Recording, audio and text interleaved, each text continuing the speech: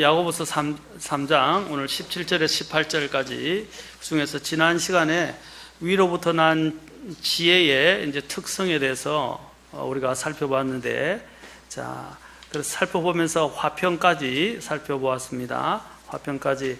자, 오늘은 들어가서 이제 부드럽고 간청을 잘 들어주며 긍휼과 선한 열매로 가득하고 차별 없고 위선이 없나니, 이렇게 계속해서 살펴보도록 하겠습니다. 자, 이 부드러움, 처음에 이제 이 부드러움이라는 것은, 우리가 많이 부드럽다는 것은 무조건 유하고 또 사람들에게 잘 대해주고 또 타협하지 않고 친절하고 잘 대해주는 것을 부드럽다고 생각하게 되는데, 부드러움이라는 것은, 성경에서 말하는 부드러움이라는 것은 그렇지 않습니다. 성경에서 말하는 부드러움이란 진리에 대해서 타협하지 않으면서도 하나님이 주시는 말씀의 강함 속에서 진리를 드러내는 것을 말하는 것입니다. 진리에 타협하지 않으면서 하나님의 강함 속에서 진리를 붙잡고 드러내는 것을 말하는 것입니다. 우리가 보통 부드러움이라 하면 이해심과 인정이 많고 많은 사람을 잘 배려해주고 생각해준다고 생각합니다. 참 지혜는 물론 거친 말도 하지 않고 또 행동으로 다른 사람을 비난하기보다는 다른 사람들을 이해하려 하고 배려해 주려 하며 또 부드럽게 대합니다. 다른 사람들의 또한 심정을 헤아려 주거나 고려하고 그를 대해 준다는 뜻입니다. 우리에게는 우리 자신이 생각하기에 불합리하게 보이고 또한 한심하거나 우습게 보일 경우에는요, 다른 사람들의 감정을 배려함이 없이 냉소적으로 응대하려는 성향이 있습니다. 그러나 지혜로운 사람은 대인관계에 있어서 상대방의 감정을 소홀히 여기거나 짓밟지 않고 사력 있게 말하고 또 사력 있게 신중하게 대하게 된다는 것입니다. 여러분, 그렇다고 해서 성경에서 책망하고는 다른 문제입니다. 성경이 말하는 성경적 책망 또는 꾸지점, 또한은 건면, 권면, 그를 또한 바로잡아주는 것, 이하고 이 부드러움하고는 상치되지 않습니다. 이 부드러움인 것은 평상시에, 그러나 죄에 대해서는 우리는 강해야 돼요. 왜냐하면 하나님은 죄를 싫어하기 때문에 이 부드러움이 죄를 용납하는 건 아니에요. 부드러움이 진리를 희석시키는 건 아니에요. 무조건 베풀어 주는 건 아니에요.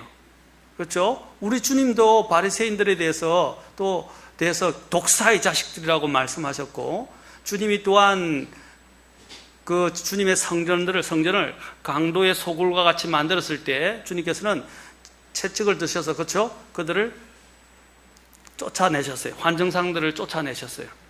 그리고 주님께서는 굉장히 화를 내셨어요. 여러분, 화를 내는 것은 물론 화를 내지 않는 것이 좋지만, 정당한 사유를 가지고 화를 내는 것은 나쁘지 않습니다. 그것은 성경적으로 필요하다고 합니다. 우리가 모든 일을 할 때 어떻게 화를 안 내고 살 수 있습니까? 왜냐하면 이 세상에는 죄가 있고, 이 세상은 부당함이 있고, 이 세상에는 잘못한 것이 있고, 또 이것을 바로잡아야 할 일인데 화를 내지 않는다는 것은 우리에게 있을 수 없는 거예요. 우리 주님께서도 이 땅에 계실 때 분노하셨어요. 그러나 그 성경에서 말하는 분노는 의의 분노를 말하는 것이고, 또 하나는 뭐냐면 자기가 올바른 영적인 상태에서 분노해야 된다는 것이죠. 감정적인 것이 아니라 영적인 분노해야 된다는 것이죠. 영적인 의의 분노, 그렇죠? 그리고 또한 성경에서 말했어요. 그 분노를 하지만 해가 지도록 분을 품지 말라고 성경은 이야기했어요. 지금 제가 분노에 대해서 말씀드린 게 아니라 이 부드러움에 대해서 설명하기 위해서 이야기하는 것입니다. 그래서 이 하나님이 말씀하시는 이 부드러움은 또한 다른 사람들의 감정을, 그리고 다른 사람들의 상태들을 배려해 주는 것입니다. 우리가 전에도 제가 우리 성도들하고 상담하면서 역지사지에 대해서 이야기했는데, 역지사지가 뭡니까? 다른 사람들의 형편을, 그렇죠? 헤아려 주는 것인데 곧 그 사람의 처지가 되어서 생각해 보는 겁니다. 그렇지 않습니까? 다른 사람의 처지에서 한번 생각해 보는 것도 필요합니다. 왜 그렇게 하는 것인지, 우리가 입장을 바꾸어 봐야 안다는 것입니다. 그렇죠? 또한 그러나 지혜로운 사람들은 이렇게 다른 사람들의 감정에 무관심하고 냉소적으로 대하고 또 자신의 생각과 틀리거나 자신이 보기에 부당하다게 보일 때 그냥 무작정 그냥 냉소적으로 대하고 비난하거나 또 잘못돼 이렇게 응대하려는 성향이 있지만, 지혜로운 사람은 대인관계에 있어서 상대방의 감정을 소홀히 여기지 않고 또 그의 감정을 짓밟지도 않으며 사력 있게 말하고 대할 것입니다. 어떤 사람들은 이렇게 대해도 스스로가 자신들을 구별하는 사람들이 있어요. 잠언 18장 1절에 보면 스스로가 서로를 구별해서 그냥 계속해서 도외시되고 떨어져 나가는 사람들도 있습니다. 뭐 그런 것까지 어떻게 할 수는 없죠. 그리고 말을 할 때도 이 지혜로운 사람들은 뭐 돌려 말하기도 하고 또 어떤 때는 그의 감정을 헤아려서 그냥 참아줄 때도 있습니다. 그리고 다른 사람의 자극이나 도전이나 반박에 대해서도 쉽게 화를 내지 않고 논쟁을 삼가하고 충분히 존중을 해줍니다. 진리에 대해서는 타협하지 않고 죄와 잘못에 대해서는 분명하지만, 그러나 그렇다고 해서 다른 사람들이 하는 자극이나 도전이나 반박에 대해서는 온유한 마음으로 그를 대하게 됩니다. 쉽게 화를 내지 않고 온유한 마음으로, 그리고 논쟁을 삼가하고 존중해 주게 됩니다. 아까도 얘기했지만 그렇다고 해서 이 부드러움이라는 것은 우유부단함은 아니다. 우유부단함, 좀 어려울 수 있어요. 내용이 어려울 수 있지만 여러분 잘 새겨 들으시면 무슨 뜻인지 알 겁니다. 우유부단함은 아니다. 하늘에서 난 지혜가 가지는 부드러움은 다른 사람들을 그냥 거칠게 모질게 함부로 대하지 않는다라는 것이고, 그렇다고 해서 또 다른 사람과 좋은 관계만을 유지하려고, 지난 시간에 봤죠. 화평을 유지하려고 진리를 타협시키지는 않는다 이 말입니다. 앞에서도 봤죠. 제일 먼저 우리가 살펴본 바에서 하늘에서 난 지혜는, 위로부터 난 지혜는 뭐라고 그랬어요? 첫째가 순수하다 그랬죠. 화평이 앞에 서 있다고 말씀드렸습니다. 화평 앞에 있다고 그랬어요. 하나님 앞에서 올바른 순수함 없이 화평을 이루려 하는 것은 잘못됐다. 그러니까 다른 사람이 죄를 짓고 있고 잘못을 저지르고 있는데도 불구하고 그 사람과 화평하게 지낸다는 것은, 화평하게 지내려고 한다는 것은, 그것은 하나님이 기뻐하시는 게 아니란 말입니다. 먼저 순수한 가운데 성별되어져야 합니다. 그리고 그 성별을 유지하는 가운데서, 거룩함을 유지하는 가운데서 다른 사람들과 화평 관계를 유지해야 합니다. 자, 그래서 우리가 보통 아까 이야기했죠. 우유부단함을 말하지 않는다 그랬는데, 이걸 또 한자어로, 제가 한자어를 좋아해서는 아니고 이해하기가 더 좋아서 말씀드립니다. 외유내강이라는 말을 쓰죠. 외유내강. 외유내강이 뭐죠? 겉으로는 그냥, 그렇죠, 대할 때나 이렇게 외적으로는 굉장히 부드럽지만, 그렇죠, 또 순해 보이지만 속은 굉장히 강하고 굳세다는 것을 말하는 한자 성어입니다. 그래서 외에서 유가 굳이 소심하고 연약한 성격만이 전부가 아니고 부드럽고 만만해 보이는 이미지이기는 하지만, 실제 이 내면에 있어서는 굳건하고 강단 있는 사람에게 사용되는 말이 외유내강입니다. 오늘 여기서 이 부드러움이라는 것은 바로 이 외유내강을 이야기하는 것입니다. 속으로 강하다는 말은 뭡니까? 또한 강하다는 것은 견디고 흔들리지 않고 인내하고 오래 참을 줄 알고, 그렇죠? 또 그것들을 쉽게 화를 내지 않고 자기를 잘 통제하는 것도 관련되어 있다 이 말입니다. 그렇죠? 그래, 겉으로 유연해 보이지만 실제 이 속은 그냥 유연함만이 아니라 어떤 것도 견뎌내고 이겨내고 참을 수 있고, 그렇죠? 또한 정도를 걸어가는 그런 굳건함이 있다는 것입니다. 이 여성들을 보면 부드럽죠. 반면 남성들은 강합니다. 그런데 강한 남성이 여성을 지배하는 것처럼 보입니다. 그러나 실제로 가정에 돌아가 보면, 제가 전에도 톨스토이가 이야기한 걸로 알고 있는데, 역사는 밤에 이루어진다라고 이야기했어요. 그것은 뭐냐면 여성의 힘에 대해서 이야기한 것입니다. 가정으로 돌아가 보면 사실 아내를 이길 남편이 그리 많지 않다는 것을 보게 됩니다. 여자들에 의해서 역사가 여자들이 사실 주물러지는 거예요. 여러분이 알겠지만 뭐 장희빈도 있고 그 외에도 우리 역사에서도 또 이태리 역사에서도 뭡니까? 예? 클레오파트라도 있고 그 남성들을 움직이게 하는 그 여성들이 얼마나 힘이 대단한 걸 이야기합니다.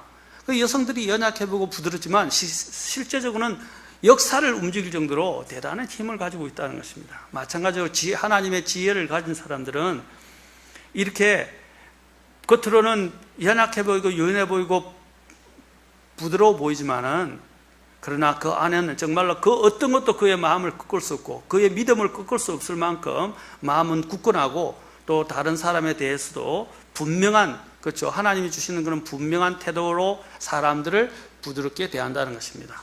그렇다고 해서 부드러움이 절대로 꺾이지 않는다는 것이죠. 비로드 우단 벨켓 칼 샌드버그라는 사람이 아브라함 링컨을 가리켜서 이렇게 말했습니다. 그는 벨벳의 강철이다라고 불렀습니다. 이 벨벳은 일종의 꽃과 같은 이렇게 요인한 것인데 벨벳처럼 보이지만 그는 뭐라고 했어요? 강철이다라고 여겼어요. 그가 바로 아브라함 링컨을 그렇게 이야기했던 것입니다.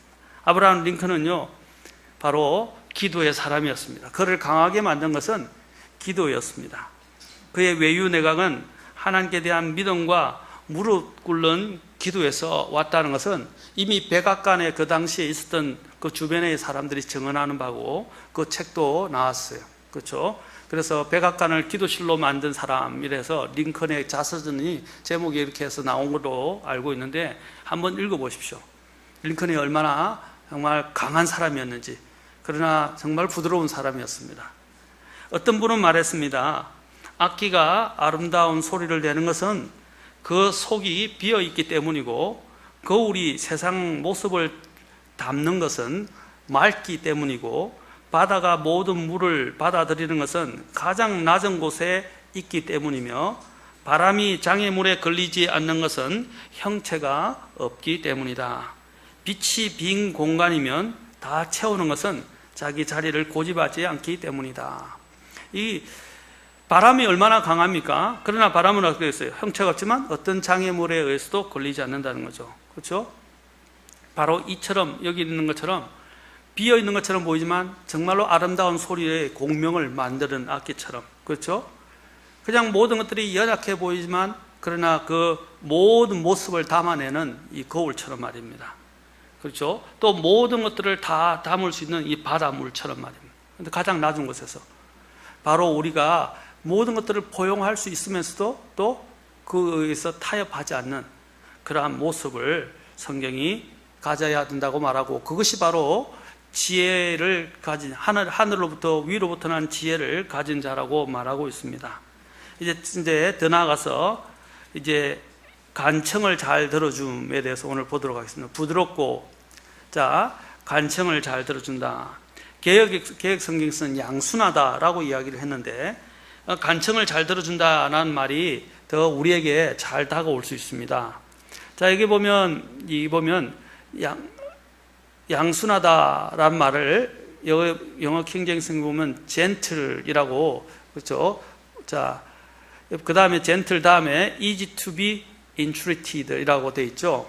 이제 이게 뭐냐면 어떤 사람들이 부탁하는 것들을 기꺼이 잘 들어준다는 것입니다. 기꺼이 들어주고 다른 사람들의 생각이나 제안들을 수용할 줄 아는 태도를 말합니다.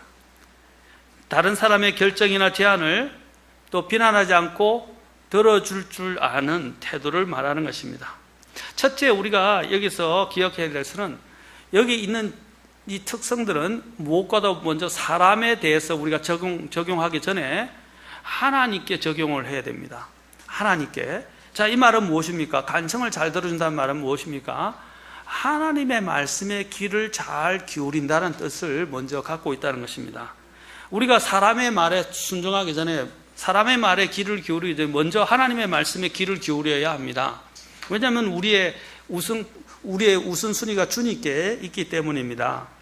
주님이 가장 굉장히 불쾌하셨던 것 중에 하나가 바로 사울이 자기 속에 있는 이 육신의 소리를 들었을 때, 또 백성들의 이런 여러 가지 원망이나 비난의 소리를 무서워해서 그가 오히려 하나님의 명령에 순종하기보다는 사람들을 기쁘게 하고 자기의 육신의 생각을 기쁘게 하는 방식으로 일을 처리했던 것입니다. 하나님이 모든 것을 다 어떻게 하라고 했어요? 적들을 다 죽이라고 했는데도 불구하고 그는 그 적들 가운데 자기가 보기에 좋은 짐승들을 남겨두어서 변명은 뭐라고 그러냐면 하나님께 드리기 위해서 헌물로 드리려고 가장 살지고 좋은 것들을 남겨놓았다라고 이야기를 했습니다. 그러나 그의 마음속에는 다른 것이 있었다는 거죠. 그가 명분은 하나님께 가장 좋은 것들을 드리려고 남겨놓았다고 했는데 그의 가장 잘못은 무엇입니까? 하나님이 뭐라고 하셨어요? 처음에 하나도 남겨놓지 말고 다 죽이라 그러셨어요. 하나님이 잔인하셔서가 아니라 말입니다. 그는 하나님의 음성을 듣는 것보다는 자기가 생각하는 대로 옳고 자기가 생각하는 대로 또 이것을 가지고 하나님께 드릴 수 있다라고 생각했지만 그 마음속에는 자기의 욕심이 있었고, 그렇죠? 또 자기가 원하는 바로 하겠다는 뜻이었습니다. 그래서 사무엘이 나타나서 사울에게 뭐라고 말했습니까? 사무엘이 이르되 주께서 주의 음성에 순종하는 것만큼 번제 헌물과 희생물을 크게 기뻐하시나이까? 번제 헌물을 드리고 희생물을 갖다 바치는 것보다 더 중요한 게 뭐냐? 순종이라 말입니다. 미가서 6장에서도 말하고 있습니다. 그래서 사무엘에서 계속 사무엘이 이렇게 말합니다. 순종이 희생 헌물보다 낫고 귀를 기울이는 것이 순양의 기름보다 낫다라고 말하고 있습니다. 여러분, 드리는 것이 중요한 게 아니에요. 드리는 것은 마음의 표현이에요. 그리고 내가 하나님을 사랑하고 순종한다는 것들의 표현에 불과합니다. 표현 없이 드리는 것 하나님 앞에 가정한 거예요. 이스라엘 백성들이 금식을 할 때도 하나님께 희생물을 갖고 올 때도 그렇죠? 흠이 있고 점이 있는 것들을 갖고 오면서 하나님께 드린다고 했어요. 금식하면서도 마음으로 하나님께 금식을 하지 않으니까 하나님이 그들의 금식에 대해서 이제는 나는 실증 난다 그러셨어요. 짜증 난다고 하셨어요. 하나님께서. 왜 그러셨습니까? 마음에서 더 우러나오지 않거든요. 하나님은 마음의 속 중심을 보시는 분입니다. 그렇죠? 여기서 잘 듣는다는 것은 먼저 하나님의 말씀에 귀를 기울여야 돼요. 미가서 6장에 가서 한 번 더 봅시다.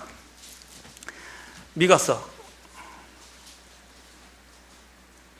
다니엘, 호세아, 요엘, 아모스, 오바다, 요나, 미가, 나훔 이렇게 되죠. 자,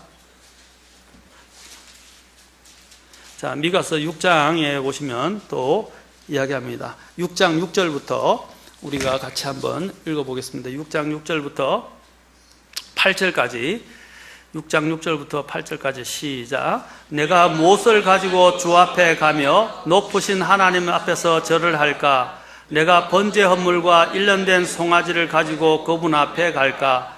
주께서 수천의 순양이나 수만의 강물 같은 기름을 기뻐하실까? 내가 내 범법으로 인하여 내 맏아들을 내 혼의 죄로 인하여 내 몸의 열매를 드릴까? 오 사람아, 그분께서 무엇이 선한 것인지 내게 보이셨나니 주께서 내게 요구하시는 것은 오직 의롭게 행하고 긍휼을 사랑하며 겸손하게 내 하나님과 함께 걷는 것이 아니냐.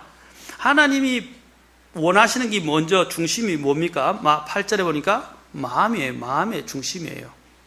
그렇지 않습니까? 마음의 중심을 가지고 이제 하나님 앞에 더 번제 헌물과 또 이런 여러 가지 헌물들을 가지고 주님 앞에 드려야 되는데 마음의 중심을 드리지 않고 드리면 무슨 소용이 있냐는 거죠. 저도 제 자녀들에게 원하는 게 뭡니까? 자녀들이 저한테 저를 기쁘게 해주려고 선물을 많이 해주는 것이 저는 기쁘지 않아요. 그냥 아빠의 마음을 헤아릴 줄 알고 아빠의 마음을 또 아빠의 말에 그냥 순종하는 것을 더 원합니다. 실제로 여러분 제가 한번 이야기한 적이 있는지 모르겠지만 매튜 헨리 박사님으로 알고 있는데 매튜 헨리 목사님은 강해 설교의 왕자라고 불릴 정도로 이 강해의 왕자라고 불릴 정도로 굉장히 뛰어난 성경 강해자입니다. 매튜 헨리 주석이 따로 있죠. 매튜 헨리 등으로 알고 있는데 이 매튜 헨리의 딸이 하루는 아빠와 늘 같이 그 시간에 같이 산책을 다녔는데 하루는 언제부턴가 이 딸이 아빠와 산책을 가지 않는 거예요. 그래서 이상하다 싶어서 그냥 산책을 하고 나중에 이제 딱 우리가 하는 그 성탄절이 되었습니다. 그래서 성탄절이 왔을 때 갑자기 딸이 아빠를 위해서 선물을 가지고 온 거예요. 그 선물을 갖고 왔는데 그 선물이 이제 아빠를 위한 그 아마 실내화 슬리퍼로 알고 있는데 신발을 가지고 만들어 가지고 자기가 아빠를 위해서 예배해서 갖다 준 거예요. 얼마나 이뻐요. 아빠를 위해서 딸이 이런 좋은 선물을 만들어서 갖다 줬잖아요. 그래서 기쁘긴 한데 기뻐하면서 이제 아빠가 딸에게 말했다고 합니다. 네 선물 고맙지만 감사하지만 아빠는 너가 같이 동행하는데 너가 없어서 더 서운하고 걱정이 되었다. 아빠가 원하는 것은 이 선물보다 너가 나와 함께 이렇게 교제하면서 동행하는 것이 더 좋단다 라고 말해줬다고 합니다. 저도 마찬가지예요. 어떤 선물, 많은 선물보다도 아빠와 함께 마음을 통하고 같이 이렇게 교제하고 동행하는 것만큼 아빠가 기뻐하는 게 뭐 있겠어요? 안 그렇습니까, 집사님? 그렇죠? 우리 자식들이 그렇잖아요. 자식들이 그 마음을 헤아리고 같이 부모의 마음을 헤아리고 부모가 말씀을 순종하고 부모와 함께 교제하는 것만큼 더 귀한 일이 어디 있냐고요. 하나님이 원하시는 것이 오늘 여기 미가서에서 이야기하는 것도 하나님이 원하시는 것이 그런 것이다 라는 것입니다. 잠언 1장 33절에서도 그러나 누구든지 내 말에 귀를 기울이는 자는 안전히 거하며 재난의 두려움에서 벗어나 평안하리로다 라고 말했어요. 주님은 우리가 정말 안전하기 위해서는 하나님의 음성을 먼저 들어야 한다라고 말하고 있습니다. 잠언이 초청하는 게 뭡니까? 내 자녀들아, 그렇죠? 내 말에 귀를 기울이고 지혜의 말에 귀를 기울이고 아비의 말에 귀를 기울이라고 계속 잠언이 호소를 하고 있습니다. 잠언 22장 17절에도 내 귀를 기울여 지혜로운 자의 말씀들을 들으며 내 마음을 내 지식에 쏟을지니라. 자, 귀를 기울여 지혜로운 자의 말씀을 들으라 라고 말하고 있습니다. 또 잠언 12장 15절에서도 어리석은 자의 길은 그의 눈에 오르나 권고에 귀를 기울이는 자는 지혜로우니라. 자, 어리석은 자는 아까 뭐라 여기 나오죠. 자기 눈에는 옳아 보이는 것대로 그냥 움직인다. 그 길을 간다. 자기 눈에 옳아 보이는 그 길을 간다 이 말입니다. 그러나 지혜로운 자는 뭐라고요? 권고의 귀를 기울이지 않은 자다. 권고. 어디로부터 오는 권고가 첫 번째죠? 하나님께로부터 오는 권고예요. 여러분, 다른 어떤 것도 하나님의 말씀을 대체할 수는 없어요. 하나님 말씀을 소홀히 여기면서 내가 뭘 하나님의 일을 한다라고 생각하시면 안 돼.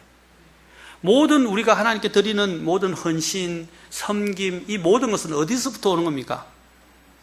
하나님 말씀의 기준에서 가는 거예요. 그리고 먼저 하나님의 말씀에 마음을 드리고 난 다음에 우리의 삶을 드리는 거예요. 마음을 드리지 않으면서 내 인생을 아무리 드려봐야 무슨 소용이 있어요. 성경에서 아무리 사람이 자기의 몸을 불사르게 내어준다 할지라도 뭐라 그랬어요?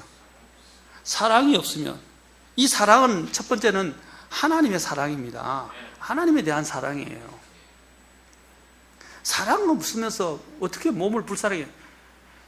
지금 이 세상에 어떤 사람들이 이전에 옛날 여러 사람들이 죽었지만 이데올로기 때문에 죽었어요. 자살했다가 분신 자살도 하고 이데올로기 때문에 뛰어내려 죽고 그런단 말입니다.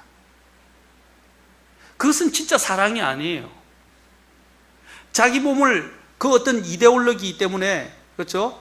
이데올로기 때문에 자기 자신을 사상 때문에 자기 자신을 내어주지만 그것은 사랑이 없는 거예요. 참 사랑을 가지고 자기 자신을 내어줄 수 있는 것, 바로 그것이 하나님이 기뻐하시는 것입니다. 오늘 여기서도 마찬가지예요. 간청을 잘 듣는 것, 무엇보다도 하나님의 말씀에 귀를 기울여야 합니다. 그 다음에 또한 뭡니까? 다른 사람들의 또한 상대의 말에 귀를 기울일 줄 아는 사람이 되어야 합니다. 아까도 얘기했죠. 항상 전제가 뭐라고 그랬어요? 귀를 기울인다는 것이 죄와 타협하거나 진리를 희석시키는 것은 아니다라고 말씀드렸습니다. 우리가 사랑을 자꾸 잘못 오해하는 것은 뭐냐면 진리 없이 자꾸 이야기하는 것을 그 사랑은 잘못된 사랑이에요. 분명히 고린도전서 13장에서도 사랑에 대해서는 뭐라고 그랬어요? 사랑에 대해서 뭐라고 그랬어요? 사랑은, 자, 가서 한번 봅시다. 사랑에 대해서 이야기할 때 고린도전서 13장을 이야기하면서, 자, 사랑이 없으면이라고 쭉 계속 사도 바울이 사랑장을 통해서 이야기하면서 뭐라고 했어요? 사랑은 처음에 오래 참고 친절하며, 사랑은 시기하지 않으며, 사랑은 자기를 자랑하지 않으며, 우쭐대지 아니하며, 무례히 행동하지 않으며, 여기 다 나와요. 아까 부드러움이 있고 간청을 잘 듣는 나오죠.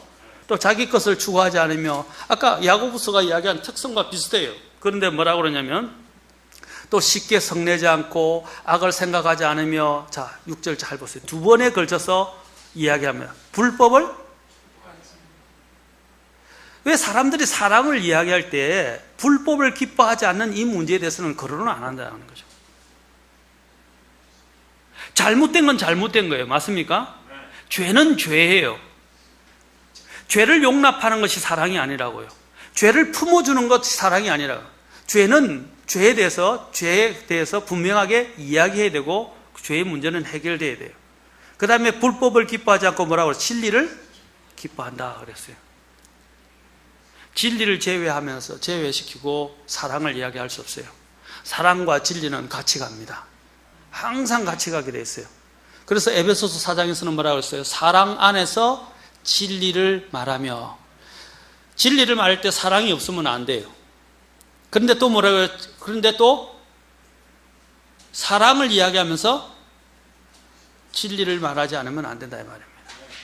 이것은 같이 가야 되는 문제예요.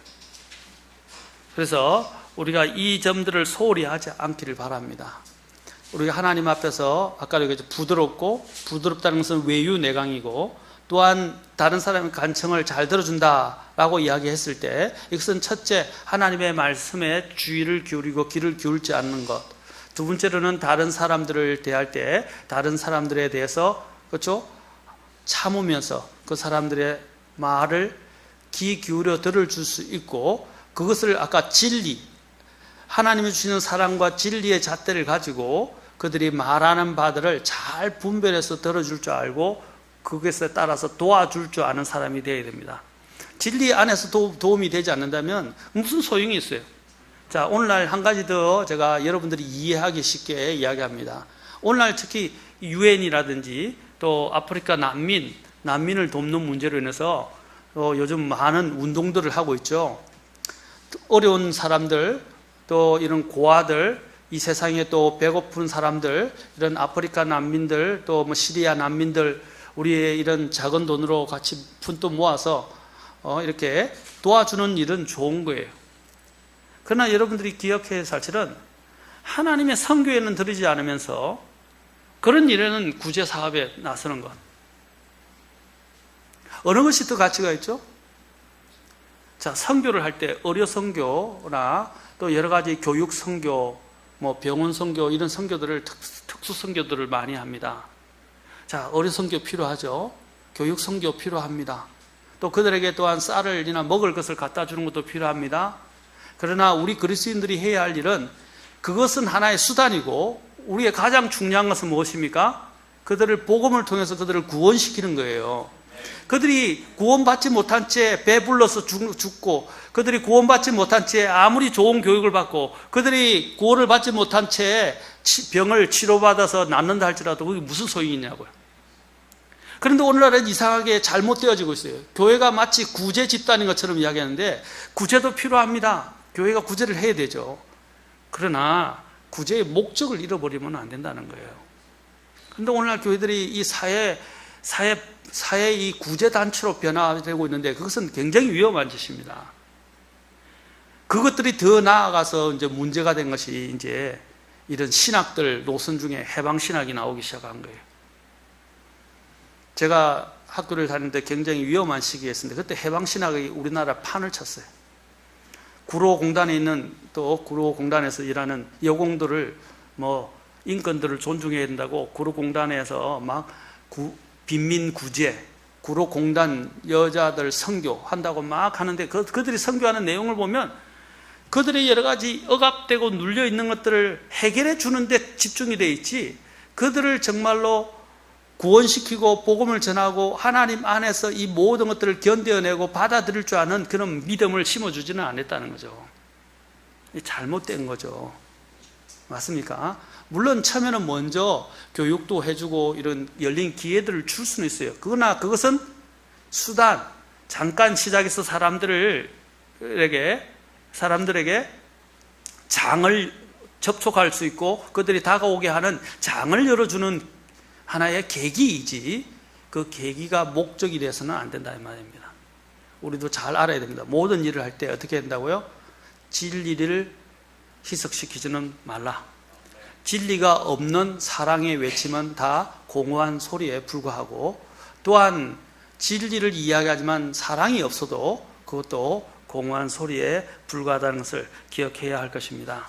다음 시간에는 긍휼에 대해서 또 긍휼과 그 이후의 부분에 대해서 더 살펴보도록 하겠습니다.